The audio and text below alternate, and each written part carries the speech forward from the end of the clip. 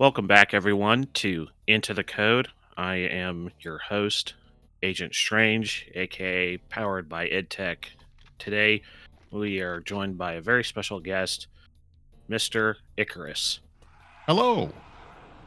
Mr. Icarus, who is your Hi. daddy and what does he do? Well, for that, we need to go into the mists of time on a journey that I don't know. Some guy. Some nebulous being in the night sky. Okay, so I wanted to bring you onto the show to just kind of pick your brain and see what kind of fun discussions we can have. Mhm. Obviously you're very well known within the Doom community as one of the main Doom YouTubers and streamers, so I'd like to just start at the beginning and Yeah. see where you started. Well, this goes through a few different jumps of country, actually. So I started way back when I was trying to figure out just something to do with YouTube. I was convinced that I wanted to do something, but I just couldn't figure out exactly what. And I was working my usual boring retail job, and of an evening, I'd just kind of dig around and mess with things just to see if there was anything that would catch. And trust me, some of my old YouTube stuff was god awful. Yeah. I don't think anyone starts with the best foot forward when the format is that new. But when I started to get back into Doom, because I'd been lapsed with Doom for a very long time, played the shareware version when I was very young, and it always stuck in my mind. And I thought, you know what? Let's check out what's going on. There's got to be mods. There's got to be something I can have a little look at, maybe bring light to. And I found the Motherload, and the Mhm. rest is kind of history. Nearly a decade's worth of it going on now. Yeah, you've been doing this for a while. I was trying to remember. I think the first video of yours that I discovered was, I can't remember how long ago it was posted, but it was Nuts 1 or 2. And it's like, this is really, because one, my kind of reintroduction to to Doom specifically Mm. was after 2016 came out. I was at the time, I would say I was a recovering Halo fan because Yeah. Halo 5 was just, ugh, I didn't really care for it. Mm. And so then Doom comes onto the scene. It's like, oh yeah, Doom. It's like it's the game that started all this first person shooter craze. And then go back to the classics, and it's like oh yeah, there's a bunch of goofy mods and stuff. And Mm. I looked up Nuts, and that was my introduction to you. And then just like this guy's got a really good voice. He's got a good cadence. He's got a nice sounding voice. He's doing the job that I would expect. He's explaining what the mod is. He's demonstrating it. It's clear and concise, and it's enjoyable. And I've been following you ever since. Well, thank you very much, and thank you for the compliment about my voice as well. It's always nice to have the ego inflated like that. Yeah. Well, and also I have a friend who recently did like a YouTube video, and he was talking about like, does anyone else hate their the sound of their own voice when they listen to it back? It's like, yes, that is a universal human trait. That is only you who hears that. When I It's listened to your video, you sound perfectly normal. it's kind of like the reflective version of the uncanny valley. Yeah. Like if you see something that's just a little off, you can't help but feel weird about it. And the same thing for your own voice when you hear it outside of your own head, because you've got all that resonance in your body that also Mhm. affects the way you hear it. When you hear it pure, without any extra interference from something external like a speaker or that kind of thing, it is a very jarring experience. And even now, when I go back and listen to those original videos around the Nuts era and all that kind of stuff, I do cringe a bit. I get that kind of I'm not sure I like the way I used to sound, because I had a bit of a style at the Mhm. time. Overly cheerful, I guess, was what I was shooting for. That seemed to be the thing that everyone did. the whole "Hey guys, welcome to the channel," and Yeah, yeah. Today we're doing episode 3000 of Minecraft Survival. Wow.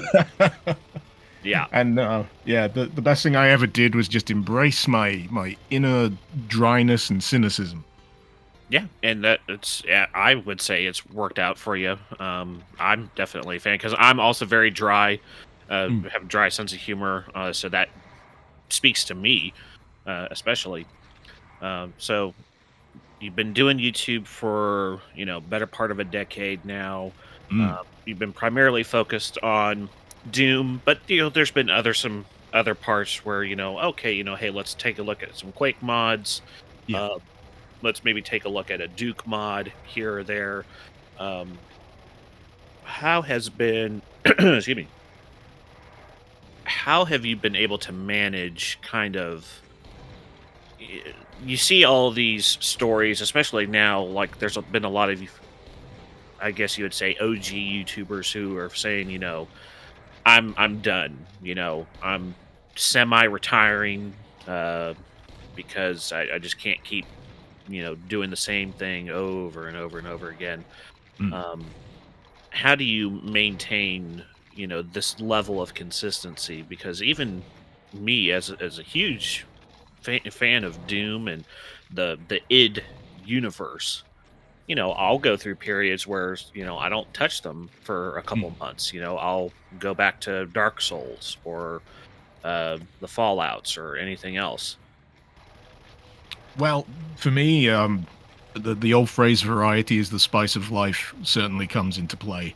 Outside of hunkering down and doing my research and playing all of these mods, I do like to stick to my favorites that are outside the first person genre. I mean, I absolutely love Metal Gear Solid to bits, for example. Mhm. That series is absolutely ingrained in my soul, and in a similar front to Doom, but it's mine. It's the something that I keep off to one side so that I can enjoy it and have a bit of personal time. Because when you start putting all of the things that you enjoy online and presenting it, and it becomes the thing that you're known for, and you're expected to produce it on a regular kind of schedule, inevitably it becomes work. Mhm. And there's another phrase, if you enjoy what you do, you'll never work a day in your life. But if you do the same thing over and over and over, it becomes routine. So the best I could ever advise anyone on that front is don't be afraid to take a break, because you don't want to lose the passion for it. Even in a recent video I did, I was mentioning how I purposefully stayed away from one particular mod through multiple revisions, multiple updates. I didn't touch it, didn't look at it, so I could come back to it fresh and experience that sense of joy, that sense of discovery all over again. Mhm. Yeah, that And makes perfect sense. and that works. That works wonders. If it comes to the issue of how to keep things fun, how to keep things interesting, that's definitely a good way to do it. Yeah, that was something I was thinking of when I so I played Fallout 1 for the first time last month Mm, and slightly beginning of this month. I had a blast, and then I'm trying, even for myself, just trying to get back and just doing some streaming here and there because it's fun. And mm, I would like to, if I can, build up a little small audience, mm, share my thoughts and everything like that. So then I was like, okay, I'm going to move on to Fallout 2. I'm going to stream, maybe just stream that. mm, As a Fallout fan, I already know the story of 2 and 1 before it, just through kind of osmosis, just being in mm. the scene for so long. So I wasn't going to have anything spoiled or anything like that. But I started streaming the game and started really getting into it. And I streamed for about an hour, and it's like, you know what? Even especially with this, because it's an RPG. There's a decent amount of reading that I need to do. It's a turn-based game. It's a little bit on the slow side. Mm. I just want to keep this for myself, you Yeah. know. And I think I have to imagine that for people who I don't know who's a popular person like Germa Mm, or Ludwig. There's going to be this expectation from all corners that oh, the new Yakuza game came out. mm, Oh, I hope they play this, or I hope they're going to play what's supposed to be coming out. They're going to play the next Final Fantasy VII uh, part, Rebirth. mm. They're going to do this and that, and I really struggle to kind of put myself into their shoes and think it's like, man, do they ever have a time when they can just say, yes, obviously it would be great for me to stream this. I'm sure there's a lot of people who would like to watch me stream this, but this is for me. I'm going to keep Elden Ring or whatever to myself, and maybe I'll do a separate stream later on where I replay it and stuff. So because it really, at least in my mind, there must be this really kind of tight, like how you're saying, this balancing act of keeping it so that this thing that you really love, playing video games, doesn't turn from hobby into work. Mm. And I think it's just such a fascinating balancing act or struggle, however you want to put it, that I think about sometimes when I watch people, primarily streamers and gaming YouTubers, who they reach this level of success where they get all these expectations and stuff, and how do they manage and whatnot. So what you said kind of pulled back the veil a little bit, so I appreciate you clarifying on that. um, the next thing I'd like to move on to, though, is let's go even further back than Doom, because usually it's like the first question that I ask. What is like the earliest game memory that you have? Wow. That one is actually kind of vivid for me. So I always get the name of this particular system wrong, but I'm pretty sure I remember having an Atari 2600, Hmm. and this is when I was barely old enough to string sentences together, Yeah. and it was one of those tape deck loader kind Hmm. of jobs where you had a cassette tape, you slotted it in, and it would read from the tape and then display on whatever monitor you had. And I remember playing these really basic, limited color video games and just being absolutely drawn in by it. And there was some interesting themes for to say the least. I remember one had the title Kissing Cousins. And I think of that often. I'm like, what the hell was that game even about? All I know is it was kind of some kind of side-scrolling platformer thing. But what was actually going on in that game? I never ever returned to it. Yeah. And Why would they? those, Why yeah, would they call it that? yeah. Why? There was something in the water back in the day when it came to like these hobbyist coders that would Hmm. create games for these systems. And then around that same time, in the mists of my memory, there was. I'm not sure if this ever really made it out of the UK. There was a console called the Amstrad. Hmm. I don't know if you're familiar with a person called Sir Alan Sugar. Uh, isn't he? I know Lord Sugar. I've heard of Oh, that yeah. person. Is that the same person? I'm trying to think whether that's the case, but he was basically the guy behind the UK version of The Apprentice. He was Yes. the guy Yeah. in charge. So his company, Amstrad, also dabbled in consoles at the time. And so, for some reason, that was another thing that was present in the house. And then alongside that was the original Nintendo Entertainment System. Hmm. So, in that kind of soup is the crucible of my gaming youth. Nice. Yeah. That's pretty much at the dawn of the scene. Aside from like obscure, I don't even know if these were ever released in the UK, like the Magnavox Odyssey or Mm. Pong consoles. That's pretty much at the very very crux It was of around like the ZX Spectrum time. yeah. I was about to say the ZX Spectrum, back when Rare Rareware like first started, because I know they started with Spectrum Games. Yeah, Yeah, and that's nuts. I probably wasn't really even old enough to truly appreciate it at the time, but yeah, it's still the imagery still sticks in my mind. So it must have done something. Yeah, must have made a good enough impression. So it's been so from Atari 2600 to now. Mm. I think that's a good jumping off point to the next question I wanted to ask you is, as a um, I don't know, this isn't my favorite word to use in this particular context, but I can't think of a better one. As a consumer, as someone who, but is also someone who's very cognizant of what the scene, and you try to keep in the know.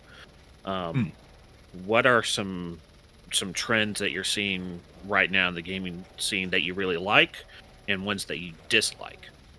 I like grappling hooks. Yes. Those are always fun. I feel like it's probably on the downtrend now actually because there was this massive spike of everyone having a grappling hook. But I don't think anyone really was able to overestimate just how much extra fun you get with a grappling hook in any given game. It just makes sense for some reason. If you Hmm. can, you should. As for did you mention trends that I dislike? Correct. Yeah. Basically anything connected to Ubisoft at the moment. Yep. I just think they suck so much comprehensively, and it's detrimental to not just their own name, but the actual good games that occasionally get released. Hmm. You've got all of this so-called quadruple A crap that they're coming up with these days with Skull and Bones. I'm Yeah. like, yeah, that's nothing. We had that back with Assassin's Creed Black Flag. We've had that. You're trying to reinvent the wheel. And this poor Prince of Persia game got released in the Uh-huh. midst of all this that is actually getting really great reviews and Yep. gets absolutely nowhere near as much coverage because everyone's on the fuck Ubisoft train. Yeah. I And mean, I just want them to pull their heads out of the collective backsides because there's something going on at that company that they need to rectify. I completely agree. They they genuinely just are a terrible company. And I've heard the same thing. I've never played a Prince of Persia game, but I've heard that this new one is really Mm, good. I saw one person say, who needs Silk Song uh, mm. for Hollow Knight? Just play this because Oh it's gosh, better yeah. than Hollow Knight. Uh, but they just have a unique way of spreading their taint on everything that they touch. And it's a shame because they do have the capability of making something that's really enjoyable to play. Like you mentioned, Black Flag. Yeah. That was a great game. I loved Black Flag, and it thought to myself at the time, it's like it would be great if they took this golden age of sailing um, concept and spun it off into its own game. You Mm. know, hunt sharks, do some whaling, do some pirating. Yeah, there's so many ways you could get granular with like the aspects of piracy and sailing the high seas. And, Mhm. and the thing that sticks in my mind so much, and you've probably seen it, is the boarding animation that they've got for Skull and Bones at the moment, Oh, I where haven't seen this yet. so you can engage in a boarding action, Hmm. but once you succeed in the condition to do it, it just plays out a cutscene and that's it. You don't even Oh, get to jump on the ship or contend it. It's just a flat cutscene. I'm like, wow, quadruple A in action. yeah. The whole story about that game is just I love because it's all tied to this legally binding. I don't know the full details, but this Mm. legally binding contract, something that they had with, Ubisoft Singapore, right? yes, with the city state of Singapore. So it's like we have to make this game. We can't cancel it. We can't lay the people off. Mm. Otherwise we'll go to war with this country. So it's just because of this one tiny little. I've been to Singapore, lovely Mm. place. Um, it's yeah, it's very funny to me that that is the reason that that that this game is even coming out. It kind of reminds me of Kingdoms of Amalur. That was Oh, like yeah. Rhode Island's big thing, Hmm. and similar because Rhode Island is just like a little speck on the map. So holding this giant thing over the gaming community's head. But Fascinating, isn't it? yes, they're supposed to be going through. I don't know. Well, I think it's just mainly impacting the Ubisoft offices that are in France. Hmm. So it hasn't spread out yet. But the ones in France are because they're unionized. Hmm. They're going on strike because they had salary negotiations that went south. Yeah.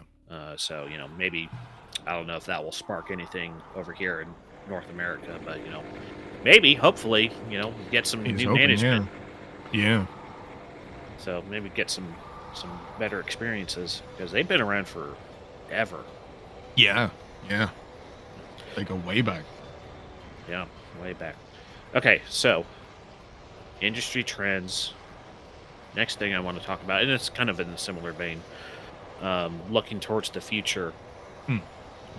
Last year we had this big document that leaked during the whole Microsoft trying to buy Activision ordeal, where there was this old, at the time, old out of date roadmap from Bethesda that got released, and it just laid, hey, here's a rough outline of what we're going to be as ZeniMax, what we're going to be Hmm. releasing. And I think, if I remember correctly, the roadmap at the time was written before they had been purchased by Microsoft. Hmm. And on there it said Doom Year Zero. Oh, And this. there's going to be that. And then the next year there's going to be Year Zero DLC 1 and Year Zero DLC 2. So, kind of with that in mind, what are your thoughts on how is id going to take Doom to the future? Because 2016 and Eternal are this kind of duology that they kind of made pretty clear in interviews and stuff that, as far as the Slayer arc goes, Eternal is going to end it. Hmm. So, how do you think that they're going to do the next game? So Year Zero, it's an enigmatic title in of itself, isn't it? Hmm. And I think I tried to cobble a few thoughts together on this, and I'm just trying to have a little search because I'm sure I tweeted something out at the time about potential ways that they could go. But as you say, they kind of boxed themselves into a corner, quite literally, actually, with the way Doom Eternal went with the Ancient Gods, is it called? Hmm.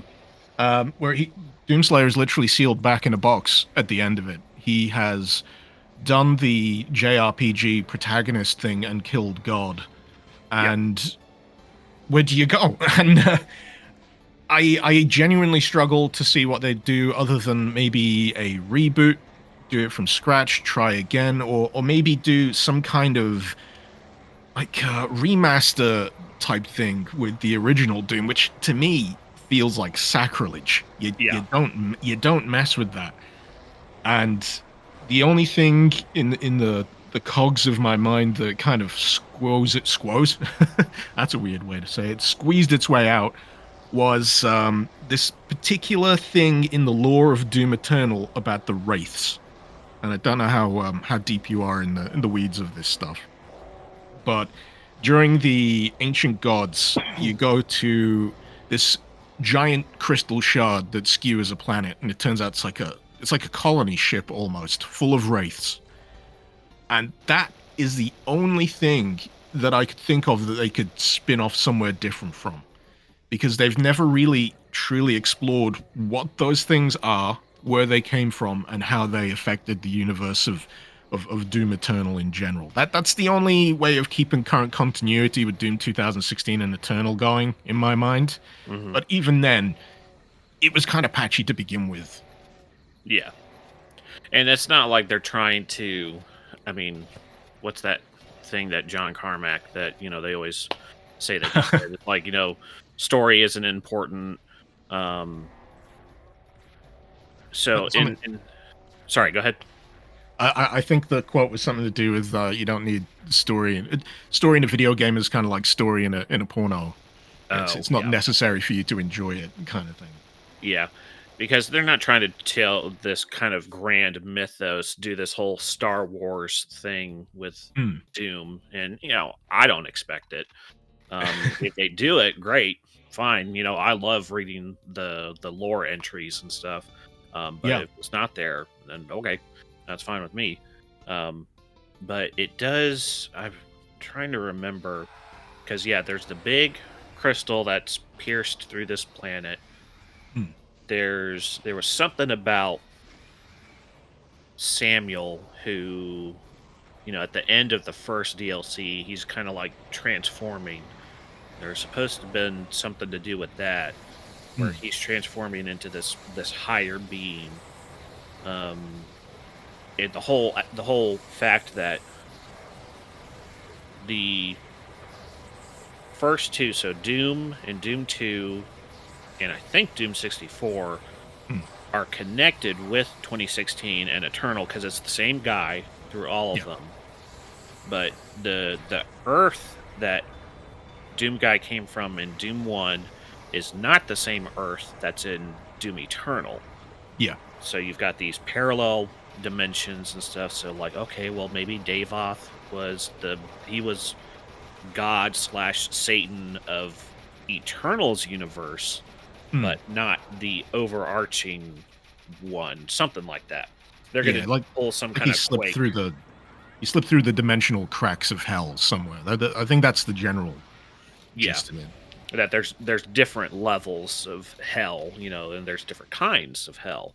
Hmm. So maybe I guess in like the name suggests, Year Zero. I always think of the Nine Inch Nails album. Oh yeah, yeah.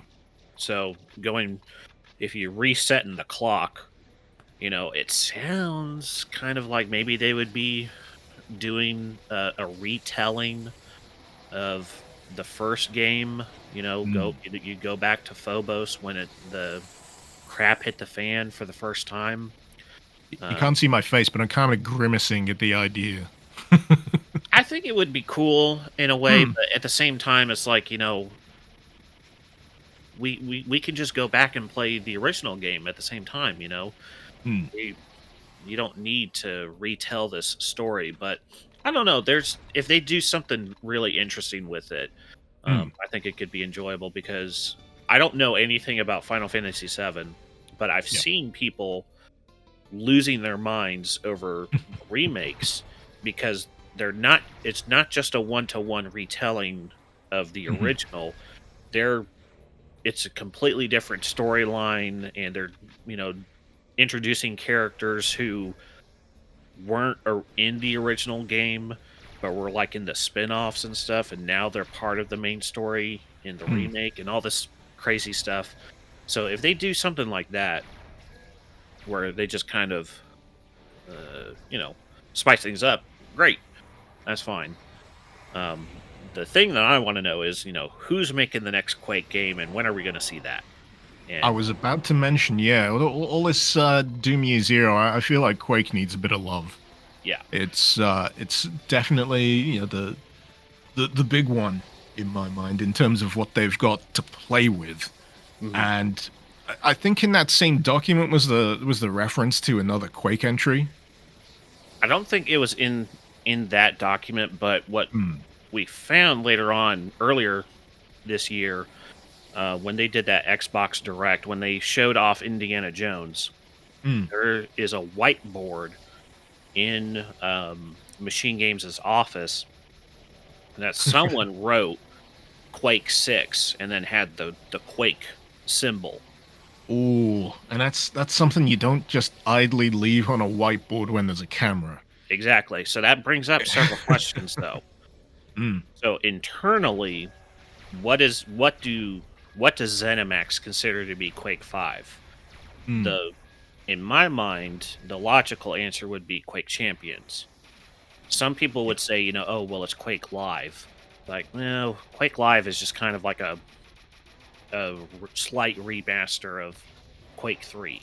You Yeah. know, that would be Quake 3.5. Hmm. So Quake Champions would be considered 5, and then whatever this is would be quote unquote Quake 6.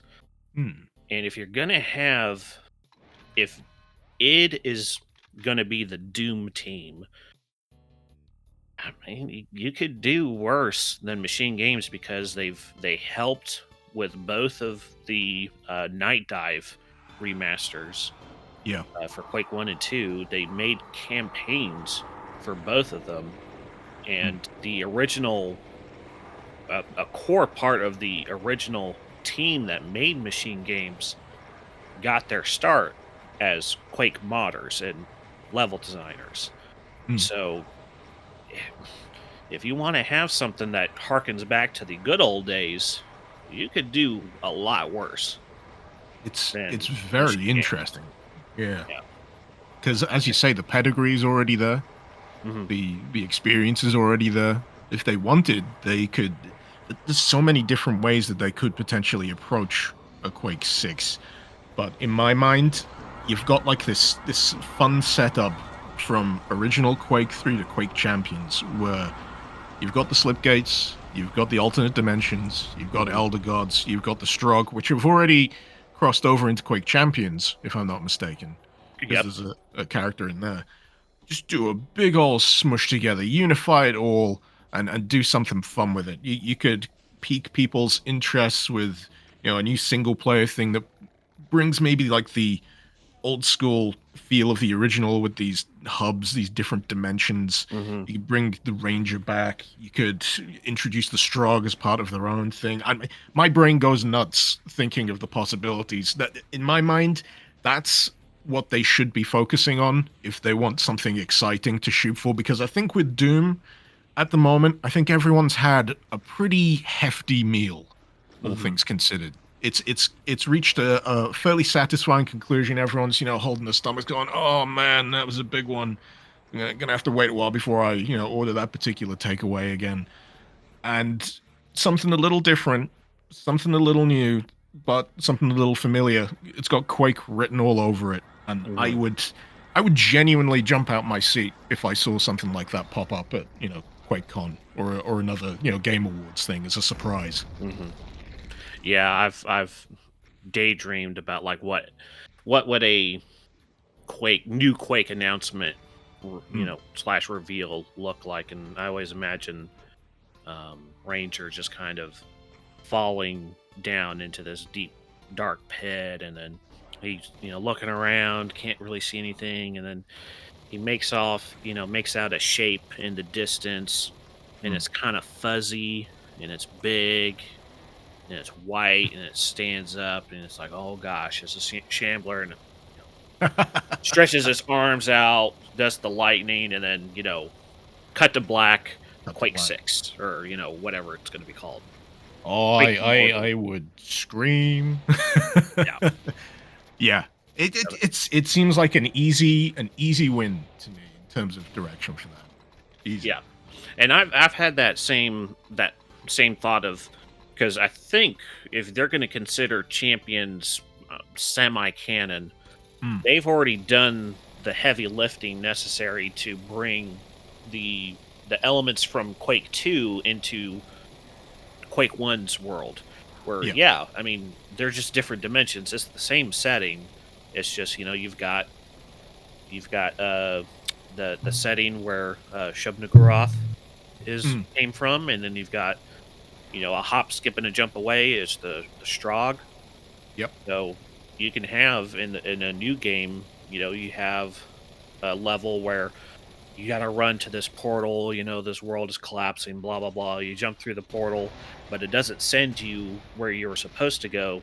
It plops you out in the middle of Strogos, and then you got to find another portal, to get out. It's like, oh, Yeah. into the out of the frying pan into the fire kind of situation. So I I'm think there's a lot of potential for I've that. I've just got this image in my mind of a shambler ripping apart a berserker. Yeah. Oh. That would be awesome. And I know they put Shamblers in Quake 2 in the Machine Games episode that they made. Yeah, that's right. Yeah. So obviously, you could have you could have a strogified Shambler. Mm. Be cool. Oh man, That money would printer goes brr. Honestly. yeah. Anyone at id or ZeniMax is listening, hey, just give me a ring. Yeah, we're on board. We're Yeah. on board. Because you can do it's the same kind of thing, if you want to have demons that have mechanical parts. Yeah, sure, great. Let's do Lovecraft monsters Mm. with mechanical parts too. Yeah, you can mash it up in so many interesting ways. Cyber Cthulhu. Ooh. Yeah, that would be nice. Okay, so talking about the future still, Hmm. what's something that's coming out relatively soon that you just can't wait to get your hands on? Because for me, I mean, we mentioned it a little bit earlier. I'm really stoked for Indiana Jones. I've always been a fan of that franchise. I've never played any of the games, but having machine games tackle indie just makes perfect sense to me. Mm.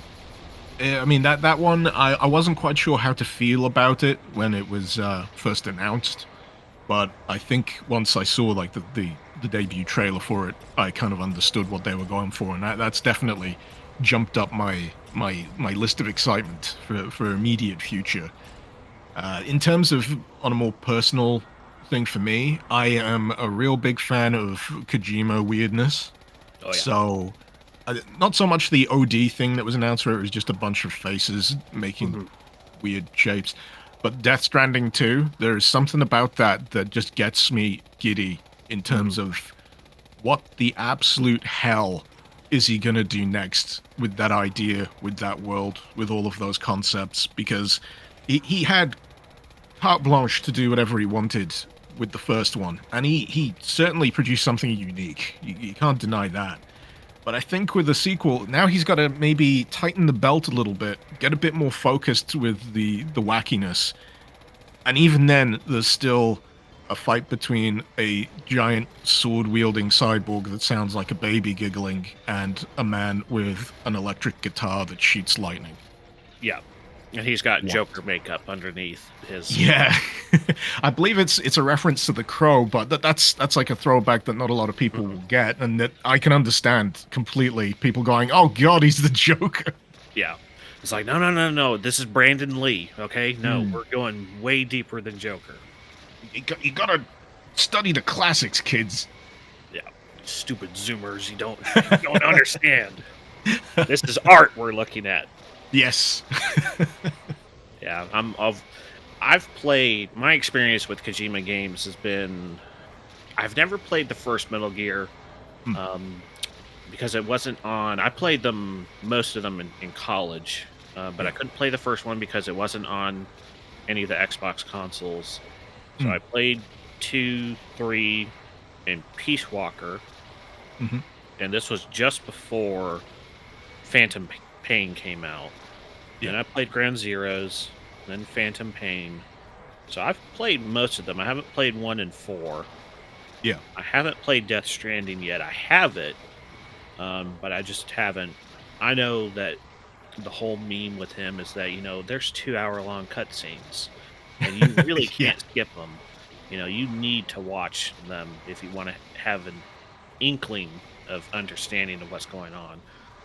So I got to set time aside to do that. But Yeah. Yeah. him doing Death Stranding 2, whatever the heck OD is going to be, and then is it Fizzant? I don't know how you're supposed to Oh, pronounce it. I can't believe I forgot about that. Actually, yeah, Fizzant. So in Metal Gear Solid, there's a character known as SIGINT, which was Mhm. short for like signals intelligence. Yeah. And the extrapolation is like it's physical intelligence, and he's doing something with all of this mocap tech that he's been playing around with, Yeah. and applying that to some sort of spiritual successor to Metal Gear Solid. That's going to be something to look out for. Yeah. Absolutely. Definitely. Yeah. Metal Gear is awesome. Even Mm, I would consider myself a casual enjoyer of Metal Gear, but Yeah, if you have him make another tactical espionage action, I don't know what it says on MGS, uh, Something like that. Yeah. something like that. If they do another one of those and it's Sony just giving him a blank check, go Mm. crazy. Okay, giddy up. I'm there. If it plays anywhere as nice as Metal Gear Solid 5 does, Hmm. then yeah, you can build anything you like on top of that. Yeah, there's some crazy stuff that you could do with 5. I remember Yeah. there was a brief period when uh, MGS5 clips were Mm. big on YouTube. And it's like I dropped a sheep on a dude's head and killed him. Yeah, you can actually sort one of the boss encounters by calling in supply drops and just having the box land on their head and knocking them out. Yeah. If you don't play it that way, it's an entire protracted sniper duel over this Hmm. really huge area, and I just love that freedom of approach. He doesn't seem to care about the idea of balance so much as the idea of screwing around with the tools that you've got available. Yeah. Because by the end of Metal Gear Solid 5, when you've researched all of these options, you are pretty much unstoppable. It is up to you to choose your own degree of difficulty or convenience at that point. Yeah. That's something I think I can see kind of because I'm thinking about games in general Mm, where it seems to be the ones that echo the most with players is the ones that give you it's like here's a set of tools, do what you mm, want. So Metal Gear does that. Um, Baldur's Gate 3 did that. You mm. know, you can beat the game as a bunch of cats if you want to. I heard about that. Yeah. Yeah. Elden Ring is like if you want to Mm, just ride your little horned horse past the boss to the next area, okay. yep. You know, we're not going to tell you that you're playing the game wrong. You play the way that you want to. Yeah. So more of that. I definitely agree. Give me more of that, please. And And I think speaking of things, I'm excited for the Elden Ring DLC. That's yes, getting me itching in my seat. Really. yeah, I've been doing a second playthrough on PC now Mm. because when it first came out, I played on PS5, but I just got to. I haven't gotten there yet, but I've gone to the area before the Halig tree. So The snowfield. yeah, so I got Yeah. to clear that area out first, and then go to the Halig tree, and then I'm not going to solo Melania. There's just no way. I'll The see if I Halig can get tree. the solo let me solo her guy to help. Yeah. The Halig tree just has a subtitle in my mind, which is "You're gonna have a bad time." Yeah, death Yeah. is the only thing that lives in this land. Oh man, and just think the building on top of this is already as huge as it is, and I honestly forget about the underground sections of that goddamn game. Hmm.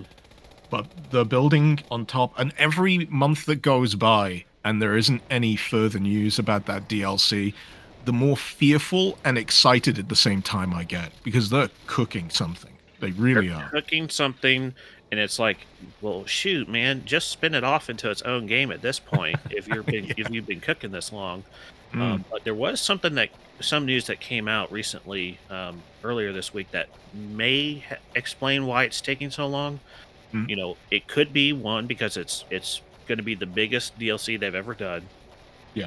and then two, Bandai Namco is just having a rough time. They've been having to cancel projects and stuff. But sometime in April of last year, FromSoft actually acquired the rights to Elden Ring from Bandai. So Oh. maybe during that process of wresting control of the IP, that caused a delay in work being done. Mhm. Um, so who knows? But yeah, at the same time, if Miyazaki had a Twitter, every week I'd be hitting them up. It's like, okay, dude, give me a time and a date. Give me the deets. Give me the deets. Give me that trailer. And I need previously, to know. they've actually broken up a few of the DLC entries for like previous Dark Souls into like smaller component parts, Mhm. just so they can have something out a little sooner, rather than doing it as one great big drop. I think it was like the DLC pack for Dark Souls 3 followed that, Yeah, But yeah, this looks like it's going to be one big old chunk. yeah. I can't wait. That was such a great time. Height of the pandemic. Mm, I didn't have a job at the time, which that sucked. But oh mm. boy, I had a lot of time to play Elden Ring. At least we got the video games. Yeah, got the video games. Okay, so Elden Ring DLC, Death Stranding, Indiana Jones. A lot of good stuff to look forward to in the next, year or two, whatever this fabled Switch follow up is going to be, Super Switch. Mm. Got that to look forward to. So, in spite of all of the recent layoffs and studio closures and all that, corporate BS that's been going on, there's still some good stuff that is coming along the way that I can't wait to play, and I'm Oh sure you yeah. can't either. So I think I want to wrap up our conversation today with the most important question I could ask you. Okay. So I want you to brace yourself because there could be a fallout Ooh. based off of your answer. Oh dear. So the question is, what is your controversial food opinion? Oh, controversial food opinion. I'm not sure if I really have one because recently. Oh, actually, no. This will be controversial in of itself. I am okay with pineapple on pizza. I don't see what the big Yeah. problem is. That's about as controversial as it's going to get. I have come around to the idea of pineapple in various things that you normally wouldn't associate Mhm. pineapple as being a good thing with. That there's a place near me that does these phenomenally greasy burgers. Oh yeah. Just the best. And one of them has pineapple in it. And I had it by accident one time, and you know what? It was okay. It was pretty dang good. It's pretty Yeah. dang good. Yeah, there was a time when McDonald's, I think it was like the Hawaiian burger or something they called it, that came Mm. with a big slice of pineapple on it. Okay, so that's pretty tame. I know Yeah. I know in the UK there's a bit of a meme about how, ugh, English food, you got bangers and mash and black pudding and The truth stargazy pie. truth about English food is it is astonishingly bland, but it also gets a bit weird when you start looking a little closer. So, Uh-huh. for example, the big English full English breakfast. This is something that you don't typically have every day, or something that's a staple of every household. But one day, maybe a month, you've been out for a few drinks the night before, and you need something greasy to Hmm. soak up the hangover pain. And a full English breakfast from like a local cafe is the best thing in the world, and it has to come with black pudding. I don't know if you know about black pudding. I know what black pudding is. I It freaks a lot of disagree. people out. Yeah. But it's great. It's one of those typical don't judge something by either its name or its component pieces before you've tried it. But I can totally understand people going, "What? It's made out of pig's blood? Yeah. Get out!" The most haram thing ever. Pig's blood. But grilled, it's I can't conceive of a full English breakfast without it. Uh-huh. That'd be a bit of a tough sale, at least in the States, I think. Oh yeah. Because I know that there's people. Okay, so I grew up in places um, overseas that used to be British colonies, you Hmm. know, until like the 60s and stuff. So there, if you went to like a hotel or something, the menu would be very, British. Hmm. So baked beans would be a big part of every breakfast. And growing up with that, baked beans for breakfast makes perfect sense to me. I Yeah, love it. yeah. But I remember coming back to the States and telling people like, oh yeah, sometimes we'd have baked beans for breakfast and stuff, and they would just lose their minds over just something very minor like that. It's like, man, you guys are missing out. Beans on toast, Yep. ah, Get a delicious. bit of Get a bit of brown sauce in the mix there as well if you feel them Yep. fancy. And Yep. yeah, I actually saw a few things recently where they were like beans for breakfast, and it's a particular kind of beans. Yeah. Not the same kind of beans that you'd maybe be used to in America that comes with a variety of things. But yeah, Yeah. It's not it's got lima beans or anything like that. gotta try it. You gotta try it. Yeah. Maybe. I've been to the UK once. It Hmm, was London, and I'm I was a sorry. little kid. Yep. I was a little kid. It was very gray. It was Yeah. raining with, just the stereotypical London weather. But I would love to go back. Uh, Hmm, because my both sides of my family, were Scots, Irish, English, hmm. whatever. It's just like, oh, go back to the home country, have a little look around.